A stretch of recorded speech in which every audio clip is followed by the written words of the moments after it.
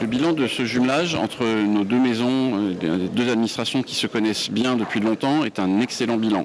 Malgré les difficultés que nous avons pu rencontrer pendant la crise sanitaire, nous avons, je pense, atteint et même dépassé les objectifs que nous nous sommes fixés ensemble, nos collègues marocains et nous-mêmes, avec l'appui de nos collègues de l'Union européenne, en matière de partage de bonnes pratiques sur l'efficacité de la chaîne comptable publique, l'amélioration de l'organisation et de l'exécution des dépenses publiques et la préparation des équipes de nos collègues marocains à la certification des comptes de l'État qui vont avoir lieu pour la première fois très prochainement. Et je me réjouis de noter à cette occasion que le Maroc sera le premier pays africain qui va se lancer dans la grande aventure de la certification de ses comptes publics.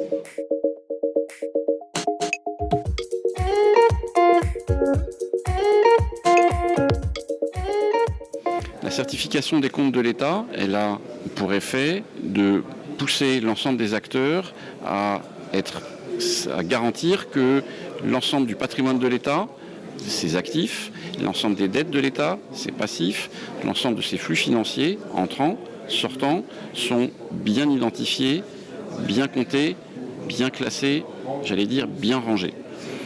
Par ce biais-là, et avec l'engagement que donne l'autorité qui certifie les comptes publics, la Cour des comptes, au Maroc comme en France, les citoyens, le Parlement, les autorités publiques ont la certitude que l'argent des contribuables est bien identifié et est utilisé de manière certaine, claire et transparente. C'est un enjeu de démocratie et c'est un enjeu d'amélioration des conditions de financement des États.